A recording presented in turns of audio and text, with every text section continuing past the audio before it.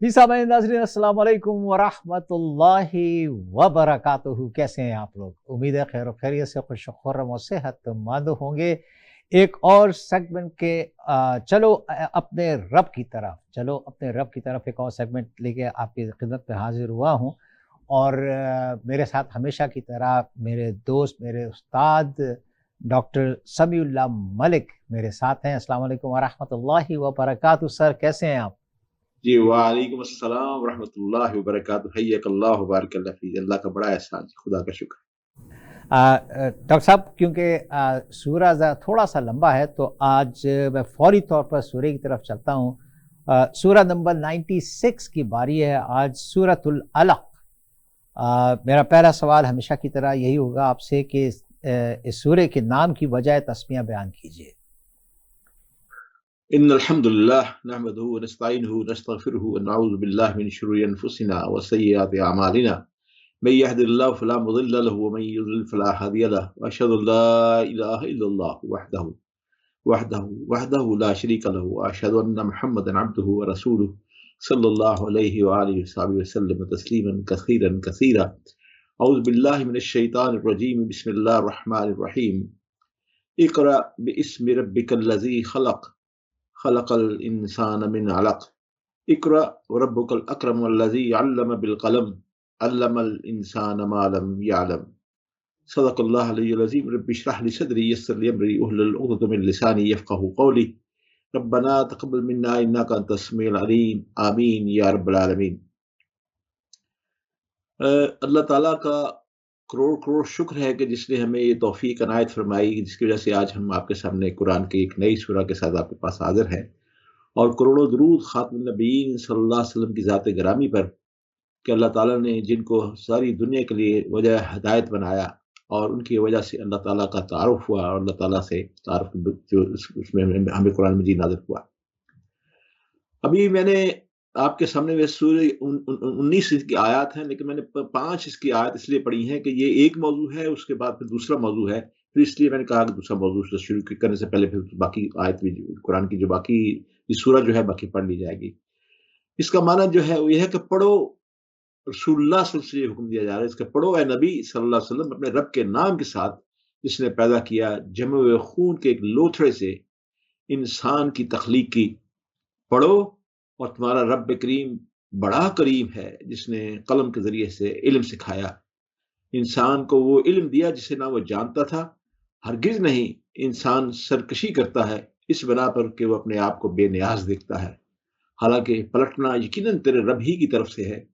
तुमने देखा उस शख्स को जो एक बंदे को मना करता है जबकि वो नमाज पढ़ता है, तुम्हारा क्या ख्याल है अगर वो बंदा राह रास्त पर हो या परहेजगारी की तलकीन करता हो?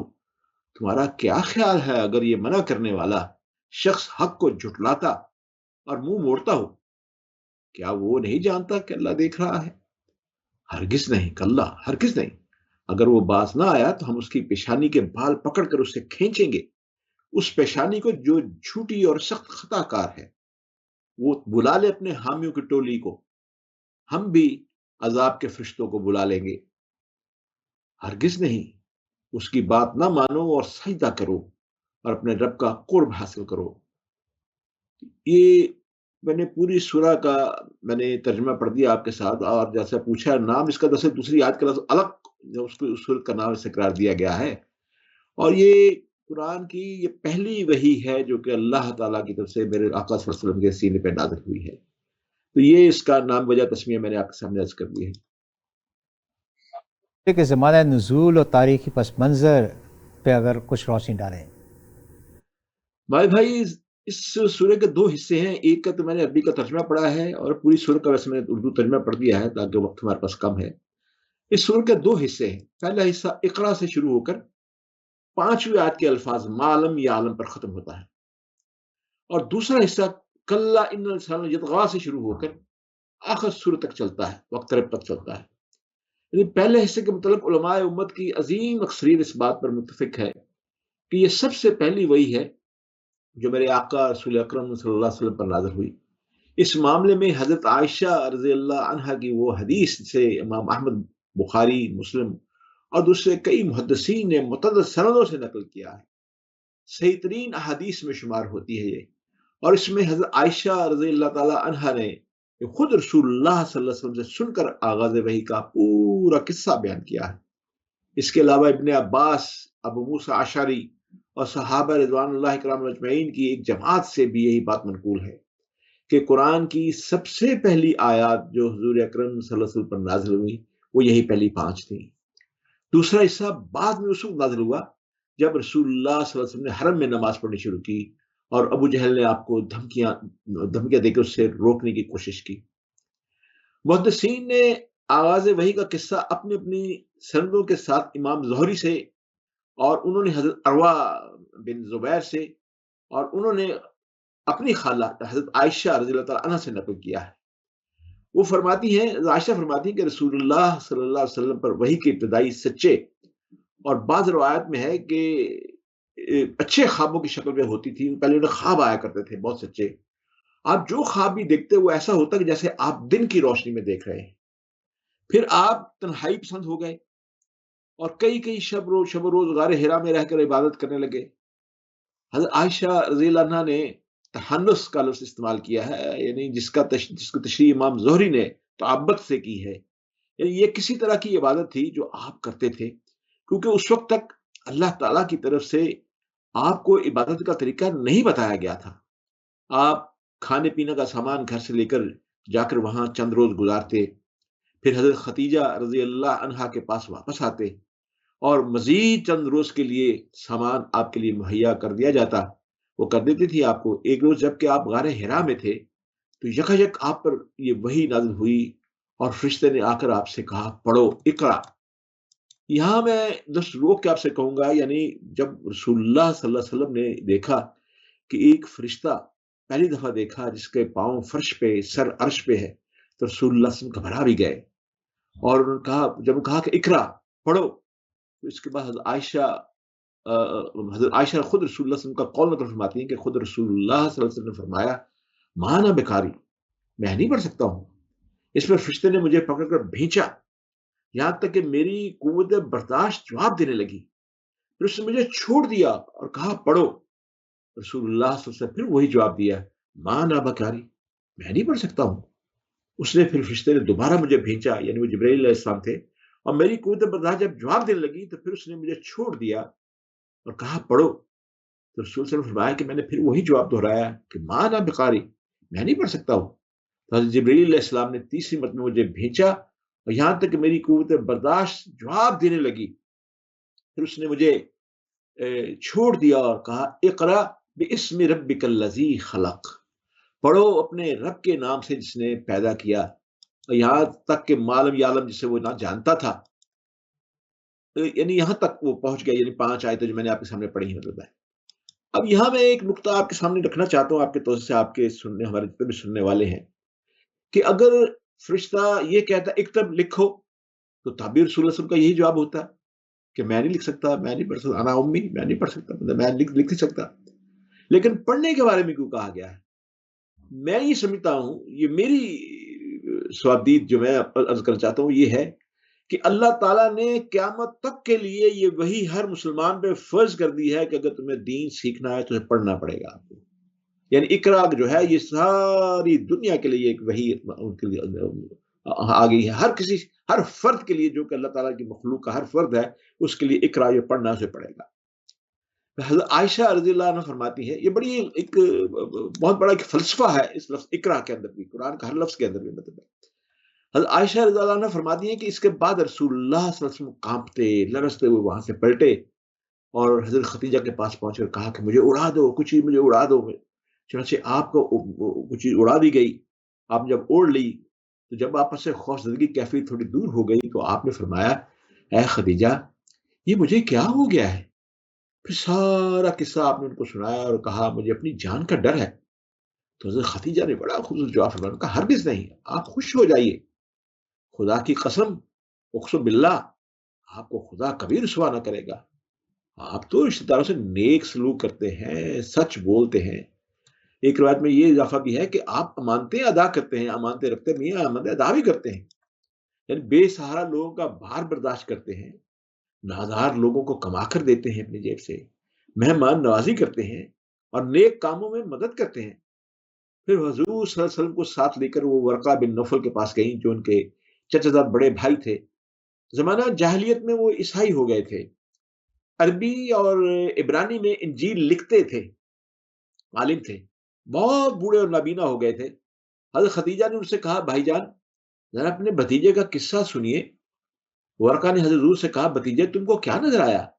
تو میرے آقا صلی اللہ علیہ وسلم نے جو کچھ دیکھا تھا وہ بیان فرما دیا۔ تو ورقہ بن نوفل نے کہا یہ وہی ناموس یعنی وہی لانے والا فرشتہ ہے جو موسیٰ علیہ السلام پر نازل کیا گیا تھا، حضرت عیسیٰ علیہ السلام پر نازل کیا گیا تھا۔ کاش میں آپ کے زمانہ نبوت میں قوی جوان ہوتا، کاش میں اس وقت زندہ رہوں جب آپ کی قوم آپ کو نکالے گی۔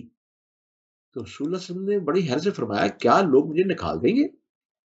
تو ورقہ نے کہا کہ ہاں کبھی ایسا نہیں ہوا کہ کوئی شخص وہ چیز لے کر آیا ہو جو آپ لائے ہیں اور اس سے دشمنی نہ کی گئی ہو۔ اگر میں نے آپ کا وہ زمانہ پایا تو میں آپ کی پرزور مدد کروں گا، مگر زیادہ مدت نہ گزری تھی کہ ورقہ بن نوفل کا انتقال ہو گیا۔ یہ قصہ خود اپنے منہ سے بول رہا ہے، بتا رہا ہے، اس کے الفاظ چیخ چیخ کر بتا رہے ہیں کہ فرشتے کی آمد سے ایک لمحہ پہلے تک بھی رسول اللہ صلی اللہ علیہ وسلم اس بات سے خالی ذہن تھے کہ آپ نبی بنائے جانے والے ہیں۔ اس چیز کا طالب یا متوقع ہونا درکنار، آپ کے تو وہن و گمان میں بھی یہ نہ تھا کہ ایسا کوئی معاملہ آپ کے ساتھ پیش آئے گا۔ وہی کا نزول اور فرشتے کا اس طرح سے سامنے آنا آپ کے لیے اچانک ایک حادثہ تھا، یہ ایک واقعہ تھا جس کا تاثر آپ کے اوپر وہی ہوا جو ایک بے خبر انسان پہ اتنے بڑے ایک حادثے کے پیش آنے سے فطری طور پر ہو سکتا ہے۔ یہی وجہ ہے کہ جب آپ اسلام کی دعوت لے کر اٹھے تو مکہ کے لوگوں نے آپ پر ہر طرح کے اعتراضات کیے، مہمانہ الزامات لگائے، مگر ان میں سے کوئی یہ کہنے والا نہ تھا کہ ہم کو تو پہلے ہی یہ خطرہ تھا کہ آپ کوئی دعویٰ کرنے والے ہیں۔ یہ کسی نے نہیں کہا کیونکہ آپ ایک مدت سے نبی بننے کی تیاریاں کر رہے تھے۔ اس قصے سے ایک بات یہ بھی معلوم ہوتی ہے کہ نبوت سے پہلے آپ کی زندگی کیسی پاکیزہ مطہر تھی، آپ کا کردار کتنا بلند تھا۔ حضرت خدیجہ رضی اللہ عنہا کوئی کمسن خاتون تو نہ تھی، بلکہ اس واقعی وقت ان کی عمر 55 سال تھی۔ وہ بڑی سمجھدار دانا بینا خاتون تھی اور 15 سال سے حضور اکرم صلی اللہ علیہ وسلم کی شریک زندگی تھی، شریک سفر تھی۔ بیوی سے شوہر کی کوئی کمزوری چھپی نہیں رہ سکتی ہے بھائی، آپ جانتے ہیں ہم بھی شادی شدہ ہیں۔ انہوں نے اس طویل ازدواجی زندگی میں آپ کو اتنا عالی مرتبہ انسان پایا تھا کہ جب حضور اکرم صلی اللہ علیہ وسلم نے ان کو غار حرا میں پیش آنے والا واقعہ سنایا تو بلا تامل انہوں نے یہ تسلیم کر لیا کہ فی الواقع اللہ کا فرشتہ ہی آپ کے پاس وہی لے کر آیا ہے۔ اسی طرح ورقہ بن نوفل بھی مکہ کے ایک بوڑھے باشندے تھے، بچپن سے حضور اکرم صلی اللہ علیہ وسلم کی زندگی دیکھتے چلے آ رہے تھے اور 15 سال کی قریبی رشتہ داری کی بنا پر وہ تو آپ کے حالات سے اور بھی زیادہ گہری واقفیت رکھتے تھے۔ انہوں نے بھی جب یہ واقعہ سنا تو انہیں کوئی وسوسہ نہیں ہوا، کوئی ایک لمحے کے لیے بھی انہوں نے سوچا، بلکہ سنتے ہی انہوں نے کہہ دیا یہ وہی ناموس ہے جو موسیٰ علیہ السلام پر نازل ہوا تھا، یعنی فرشتہ وہی ہے۔ اس کے معنی یہ ہے کہ ان کے نزدیک بھی آپ اتنے بلند پایا انسان تھے کہ آپ کا نبوت کے منصب پر سرفراز ہونا کوئی قابل تعجب امر نہ تھا۔ یعنی یہ وہ چیز ہے۔ میں یہاں ایک چھوٹی سی چیز آپ کے سامنے اور بھی عرض کرنا چاہتا ہوں، وہ یہ ہے کہ میں بتا دوں کہ جب رسول اللہ صلی اللہ علیہ وسلم تھوڑے سے جب دیکھا فرشتے کو جو پاؤں زمین پہ اور سر عرش پہ ہے، یعنی فرش اور عرش کے درمیان وہ فرشتہ کھڑا ہے، تو میں اپنی ذاتی مشاہدہ آپ کو بتانا چاہتا ہوں کہ میں ایک دفعہ جہاز میں سفر کر رہا تھا تو اچانک جہاز کے پائلٹ نے یہ اعلان کیا کہ آج ہمارے ساتھ دنیا کا سب سے طویل قامت شخص اور سب سے چھوٹے قد والا شخص سفر کر رہا ہے۔ تو میں نے اس سے گزارش کی ہے کہ آپ ایک دفعہ ایک ہماری مسافر کے درمیان سے ہو جائیں۔ آپ سے گزارش ہے کہ آپ اس سے نہ تو کوئی آٹوگراف مانگیے گا نہ ہاتھ ملائیے گا، بس میں نے اس سے گزارش کی، میری بات انہوں نے مان لی ہے۔ اور میں کیونکہ سب سے اگلی سیٹ میں بیٹھا تھا، فرسٹ کلاس میں تھا بیٹھا ہوا، تو وہ اور جب انہوں نے نام لیا عالم چنا کا، وہ عالم چنا جسے میں نے فزیکلی طور پہ تو کبھی نہیں دیکھا تھا لیکن ٹیلی ویژن پہ میں نے اسے کئی بار دیکھا تھا، مجھے علم تھا کہ یہ دنیا کا سب سے لمبا آدمی ہے۔ میں نے طارق عزیز شو کا ایک شو اس میں دیکھا تھا، اور بھی ایک دو شو تھے ٹی وی میں دیکھا تھا۔ آپ یقین کریں کہ جب وہ پہلو سے اس طرف ایسے کر کے میرے سامنے آیا تو میں اس سے دیکھ کے ٹھٹک گیا، یعنی ایسا جس کو میں آلریڈی جانتا تھا، دیکھا ہوا تھا ٹی وی کے اوپر، اس کو دیکھ کے میرا عالم یہ ہو گیا کہ میں خوفزدہ ہو گیا۔ اور یقین کیجئے کہ بالغ نے کہا تھا اس سے کوئی ہاتھ نہ ملائے، تو میرا بے سادگی میرا ہاتھ آگے بڑھ گیا، ایسے کر کے میں نے اسے ہاتھ ملایا، میرے ہاتھ سے کوئی 2-3 گنا چوڑا اس کا ہاتھ تھا، میرے ہاتھ میں ہاتھ دیا۔ جب وہ مجھے گزر گیا مجھ سے تو میں اسے پیچھے مڑ کے دیکھتا رہا. میں دیکھتا رہا کہ وہ جہاز کی چھت کے بالکل ساتھ ساتھ بس تھوڑا سا نیچے چل رہا ہے. تو اگر میرا یہ عالم ہے، بشری تقاضا یہ ہے، میرا یہ عالم ہے کہ مجھے پتہ بھی ہے، پھر بھی میں دیکھ کے اسے خوفزدہ ہو گیا، تو میرے آقا صلی اللہ علیہ وسلم کے سامنے اگر ایسا آ جائے ہولا، ایسی فزیکلی طور پہ ایک فرشتہ آ جائے جس کے پاؤں فرش پہ عرش پہ ہو، تو گھبرانا تو ایک معمولی بات ہے. آپ مجھے یہ بتائیے کہ آپ جس کمرے میں بیٹھے ہیں، اگر اس کمرے میں صرف 10 فٹ کا ہی آدمی، 12 فٹ کا آدمی اگر آ جائے تو آپ تو سب کو چھوڑ کے بھاگ جائیں گے. آپ کہیں گے پتہ نہیں کون سی چیز آ گئی ہے. تو یہ وہ دلیل ہے جو کہ میں آپ کے سامنے رکھنا چاہتا تھا کہ آپ کے ناظرین اس کو بھی سن لیں. ڈاکٹر صاحب اب ہم چلتے ہیں اس سورہ کے ترجمہ اور تفسیر کی جانب. جی، اس کی جیسے میں نے آپ سے کہا کہ اقرا باسم ربک الذی خلق، خلق الانسان من علق، اقرا باسم ربک الذی خلق، خلق الانسان من علق، یعنی پڑھو اے نبی اپنے رب کے نام کے ساتھ جس نے پیدا کیا جمے ہوئے خون کے ایک لوتھڑے سے انسان کو، یعنی انسان کی تخلیق کی. حضرت عائشہ صدیقہ رضی اللہ تعالیٰ فرماتی ہیں کہ رسول اللہ صلی اللہ علیہ وسلم نے وحی کی ابتدا اچھے خوابوں سے، جیسے میں نے کہا ہوئی. آپ صلی اللہ علیہ وسلم جو خواب دیکھتے وہ ایسے ہی ہوتا تھا جیسے صبح کی روشنی میں ظاہر ہو جاتا ہے. پھر آپ صلی اللہ علیہ وسلم خلوت پسند ہو گئے، غار ہرا میں جانے لگے جس کا میں نے ابھی ذکر کیا، اور کاشانہ اقدس کی طرف لوٹنے سے پہلے وہاں کئی راتیں شب و روز وہاں ٹھہر کر عبادت کرتے اور کھانے پینے کی چیزیں ساتھ لے جاتے. پھر حضرت خدیجہ رضی اللہ تعالی عنہا کی طرف لوٹتے اور اسی طرح کھانے کا بندوبست وہ اور کر دیا کرتی تھیں، یہاں تک کہ آپ صلی اللہ علیہ وسلم کے پاس حق آ گیا جس کے ابھی یہ قرآن جو آیا. یعنی اس کی جو اگلی دو آیتیں ہیں، اقرا وربک الاکرم، اکرم الذی علم بالقلم، علم الانسان ما لم یعلم. یہ 5 آیتیں ہیں جو کہ پہلی یعنی رسول اللہ صلی اللہ علیہ وسلم پہ نازل ہوئی. یعنی پڑھو، جب میں نے بتایا نا کہ جب 3 دفعہ رسول نے یہی کہا کہ انا موا قاری، میں پڑھ نہیں سکتا، تو کہا پڑھو تمہارا رب بڑا کریم ہے جس نے قلم کے ذریعے سے علم سکھایا. دیکھیے قلم کے ذریعے انسان علم سکھایا، انسان کو وہ علم دیا جسے وہ نہ جانتا تھا، معلوم یا عالم جسے وہ نہ جانتا تھا. یعنی اس آیت کریمہ میں اللہ تعالیٰ نے 2 بار قرآن کی تلاوت کا حکم دیا ہے. یعنی یہ بھی بیان کیا ہے کہ وہ انتہائی کریم ذات ہے. اللہ تعالیٰ نے اپنی صفت کریم کا تذکرہ کر کے اس بات کی طرف اشارہ فرمایا ہے کہ انسان صرف کرم الہی اور توفیق الہی سے، اللہ کے کرم سے، توفیق سے ہی قرآن کریم کی تلاوت اور ذکر، اللہ کا ذکر کر سکتا ہے. اگر اللہ تعالیٰ انسان پر فضل و کرم نہ فرمائے تو انسان کی کیا مجال ہے، کوئی خیر بلائی وہ حاصل نہیں کر سکتا اللہ تعالیٰ کی دی ہوئی توفیق کے بغیر. میں یہ لفظ قلم کی تشریح کرنا چاہتا ہوں. بھائی غور فرمائیے گا کہ قلم کا معنی ہے قطع کرنا، تراشنا. یعنی قلم بھی پہلے زمانے میں تراش کر ہی بنائے جاتے تھے. آپ کو یاد ہوگا کہ آپ کے میرے زمانے میں بھی قلم ہم تراشتے تھے، مطلب اس لیے اعلیٰ کتابت کو قلم سے تعبیر کیا. یعنی کچھ علم تو انسان کے ذہن میں ہوتا ہے، کچھ کا اظہار زبان کے ذریعے ہوتا ہے، اور کچھ انسان قلم سے کاغذ پر لکھ لیتا ہے. ذہن و حافظے میں جو ہوتا ہے وہ انسان کے ساتھ ہی چلا جاتا ہے. بلا مجھ سے بلا کون زیادہ اور جانے گا، میں تو پچھلے 50 سال سے لکھ رہا ہوں. زبان سے جس کا اظہار کرتا ہے وہ بھی محفوظ نہیں رہتا. البتہ قلم سے لکھا ہوا اگر وہ کسی وجہ سے ضائع نہ ہو تو ہمیشہ محفوظ رہتا ہے. آج دیکھ لیجیے، آج ہم ابن تیمیہ کی کتابیں پڑھ رہے ہیں، 200-250 سال کے بعد ہم کی کتابیں پڑھ رہے ہیں. اس سے بھی پرانی تاریخ کی یعنی 500 سال 600 سال پرانی مخطوطے ہم پڑھ رہے ہیں جو لکھے ہوئے قلم کی وجہ سے مطلب ہے. یعنی اسی قلم کی بدولت تمام علوم، پچھلے لوگوں کی تاریخیں اور اسلاف کا علمی ذخیرہ محفوظ ہے. حتیٰ کہ آسمانی کتابوں کی حفاظت کا ذریعہ بھی یہی قلم ہے نا. اس سے قلم کی اہمیت محتاج وضاحت نہیں رہتی مطلب ہے. اسی لیے اللہ نے سب سے پہلے قلم کو پیدا کیا اور اس کو تمام مخلوقات کی تقدیر لکھنے کا حکم دیا. یہ یعنی پہلی جو 5 آیتیں جو میں نے آپ کے سامنے عرض کی ہیں، یہ وہ 5 آیتیں جو میں نے آپ کے سامنے عرض کی مطلب ہے. اب یہ پانچوں آتے ہیں. اس کے بعد جو ہے نا اگلے حصہ ہے اس کا جو دوسرا حصہ ہے.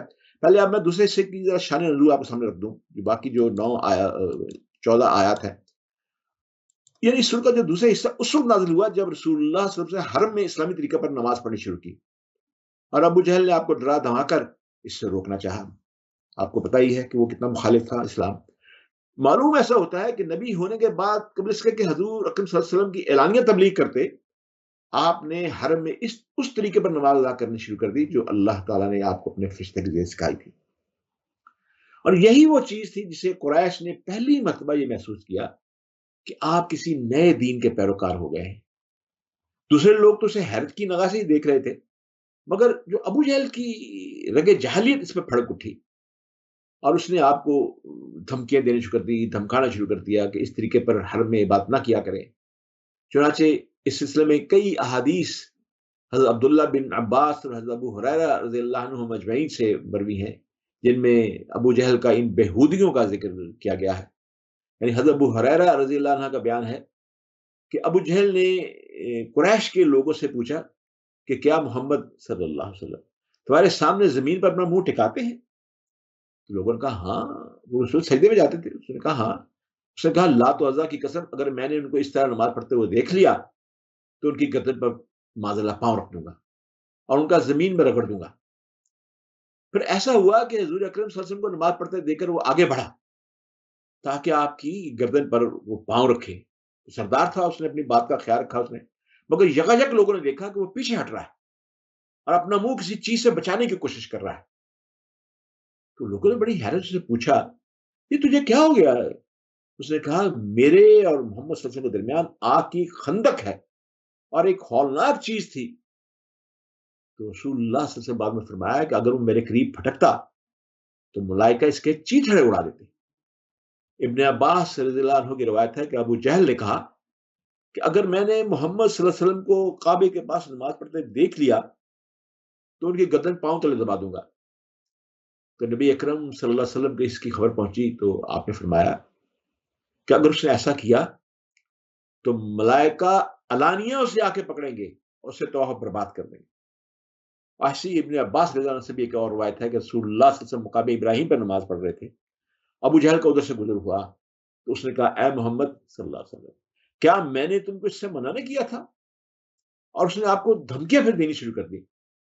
تو جواب میں رسول اللہ صلی اللہ علیہ وسلم نے اس کو سختی کے ساتھ جھڑک دیا. اس پر اس نے کہا اے محمد تم کس بل پر مجھے ڈراتے ہو؟ خدا کی قسم اس وادی میں میرے حمایتی تو تم سے کہیں زیادہ ہے، سب سے زیادہ ہے. پھر انہی واقعات میں اس صورت کا یہ حصہ نازل ہوا جس کو میں بتا رہا ہوں، جو کلا انسان یطغی سے شروع ہوتا ہے. یعنی قدرتی طور پہ اس حصے کا مقام وہی ہونا چاہیے تھا جو قرآن کی اس صورت میں رکھا گیا ہے، کیونکہ پہلی وہی نازل ہونے کے بعد اسلام کا اولین اظہار میرے آقا حضور اکرم صلی اللہ علیہ وسلم نے نماز ہی سے کیا تھا اور کفار سے آپ کی مٹ بھیڑ کا آغاز بھی اسی واقعے سے ہوا تھا. تو یہ جو میں آپ کے سامنے چیز میں رکھنا چاہتا ہوں یہ ہے مطلب ہے. اور اس کے بعد جو دوسری جو آیت ہے مطلب ہے اگلا جو حصہ ہے مطلب ہے میں سمجھتا ہوں کہ وہ ذرا اگر آپ وقت بہت کم ہے اگر آپ محسوس نہ کریں تو اگلا حصہ جو ہے اس میں سجدہ بھی ہے. تو میرا خیال ہے کہ باقی وقت ہم سجدہ جو تلاوت ہے اس پہ بات کریں گے انشاءاللہ. بہت اچھا بہت اچھا. جی جی جی جی جی آپ صحیح کہہ رہے ہیں. تو یہ اس کے اندر جب اقرا کا ورڈ آیا اور قلم کا ورڈ آیا میں صرف ایک ہی سوال کروں گا آپ سے ڈاکٹر صاحب، پڑھو تو یہ تو فرض ہو گیا ہر انسان پہ کہ وہ اس کو پڑھے. وہاں پر یہ ایکسکیوز تو نہیں ہوگا کہ یا اللہ میں تو پڑھا ہی نہیں تھا تو مجھے علم ہی نہیں تھا. جی بے شک مطلب دیکھیں میں نے آپ سے کہا نا کہ یہ ایسی فلسفی ہے مطلب ہے کہ اللہ تعالیٰ نے رسول اللہ صلی اللہ علیہ وسلم کے سینے مبارک پہ جو اقرا کا لفظ جو نازل فرمایا یہ اب قیامت تک کے لیے تمام مسلمانوں کے لیے ہے. اقرا آپ کو پڑھنا پڑے گا. یعنی پڑھنا جو ہے آپ دیکھیں نا اس لیے تو کہا گیا حدیث ہے رسول اللہ صلی اللہ علیہ وسلم کی طلب العلم فریضۃ علی کل مسلم و مسلمۃ، یعنی علم کو فرض کر دیا گیا. اب پڑھنا جو ہے وہ تو علم کا حصہ ہے. علم کسے کہتے ہیں؟ علم یہی ہے نا کہ مطلب کچھ چیز کسی کا مطلب جس کا آپ کو جانکاری ہو، جس کو آپ اسے علم کہتے ہیں. مطلب ہے آپ آج کل کہتے ہیں کوئی بعد میں آپ سے بات پوچھتا ہے تو آپ کہتے ہیں مجھے اس کا علم نہیں تھا یا مجھے اس کا پتہ نہیں. اس کا مطلب یہ ہے کہ آپ نگیٹ کر رہے ہیں. مطلب ہے لیکن اللہ تعالیٰ کا علم سیکھنے کے لیے یہ قرآن کو سیکھنے کے لیے ہمیں پڑھنا پڑے گا. یہ پڑھنا جیسے میں نے حدیث آپ کے سامنے رکھی ساستہ کی مشہور حدیث ہے کہ طلب العلم فریضۃ علی کل مسلم و مسلمۃ، یعنی مسلمان مرد عورتوں پر یہ علم کو فرض کر دیا گیا ہے، علم حاصل کرنا، طلب کرنا. یعنی اس کا بعد میں یہ بھی کہا گیا چاہے تم اس کے لیے چین جانا پڑے. اب کچھ لوگ یہ کہتے ہیں کہ جی اگر دیکھا جائے تو دینی علوم تو سارا رسول اللہ صلی اللہ علیہ وسلم کے پاس تھا. رسول اللہ کے پاس مطلب علم تھا، وہی سب سے بڑی یونیورسٹی تھے، وہی سب سے بڑی علمی دستگاہ تھے، وہی سب سے بڑا علم کا منبع تھے، وہ چین کا کیوں کہا گیا؟ یعنی گویا یہاں پہ اشارہ دنیاوی علوم کی طرف بھی کیا گیا ہے، یعنی مسلمان کو دنیاوی علوم کے حصول کی طرف بھی اشارہ کیا گیا ہے۔ اب آپ یہ دیکھیے، اگر وہ جو صحابہ جن کو رسول اللہ صلی اللہ علیہ وسلم تبلیغ کے لیے بھیجتے تھے، کچھ سیکھنے کے لیے بھیجتے تھے، وہ مدینے کی، مکے کی وہ پوری رسول اللہ کی پاکیزہ مطہر مجلس جس کو فرشتوں نے گھیرا ہوتا تھا مطلب اپنے نورانی پروں سے، اس کو چھوڑ کے جانا کتنا مشکل ہے، لیکن کتنا اہم کام تھا کہ وہ سب کو چھوڑ چھاڑ کے اپنے بچوں کو، بی بچوں کو، اور خاص طور پر رسول اللہ صلی اللہ علیہ وسلم کی نورانی مجلس کو چھوڑ کے وہ چلے جاتے ہیں۔ علم حاصل کرنا اتنی بڑی بات ہے، اور علم کے لیے باقی پڑھنا پڑتا ہے۔ اس لیے یہ اقرا جو کہا گیا نا، جب رسول اللہ صلی اللہ علیہ وسلم نے جب فرمایا، میں نے جیسے میں نے پوری تشریح کی کہ رسول اللہ صلی اللہ علیہ وسلم نے فرمایا کہ میں تو پڑھا ہوا نہیں ہوں، پھر 3 دفعہ کے بعد جب بھیج کے پھر آخر میں کہا گا اقرا باسم ربک الذی خلق، یعنی پڑھو اپنے رب کے نام سے جس نے تمہیں پیدا کیا، خلق الانسان من علق، مطلب اس کی میں تشریح آپ کے سامنے کر چکا ہوں۔ تو اس کے بعد اللہ تعالیٰ نے اپنے قدرت سے رسول اللہ صلی اللہ علیہ وسلم کو علم دینا شروع کر دیا۔ تو رسول اللہ صلی اللہ علیہ وسلم کی جو درسگاہ تھی وہ فرشتوں کے ذریعے اللہ کے ہاں انہوں نے سارا علم حاصل کیا، نماز سیکھی، قرآن سیکھا، ہر چیز دیکھی۔ اس کے باوجود آپ دیکھیں کہ رسول اللہ صلی اللہ علیہ وسلم اپنے چند صحابہ، 1-2 صحابی تھے، بڑے خوش الحان تھے، تو رسول اللہ صلی اللہ علیہ وسلم سے فرمائش کیا کرتے تھے کہ مجھے قرآن سناؤ۔ تو وہ صحابہ کہا کرتے یا رسول اللہ صلی اللہ علیہ وسلم آپ کے تو سینے مبارک میں یہ نازل ہوا ہے۔ تو رسول اللہ صلی اللہ علیہ وسلم نے کہا کہ مجھے خوش الحانی سے میں قرآن سنتا ہوں تو میرے دل کو سکون پہنچتا ہے، یعنی قرآن ایک ایسی چیز ہے کہ جیسے آپ سنتے ہیں خوش الحانی جو پڑھتے ہیں آپ، مقصود صرف یہ ہے کہ آپ اس قرآن کا جو سن رہے ہیں اس کا معنی اگر آپ کو آتا ہو تو آپ کا لطف دوبالا ہو جاتا ہے۔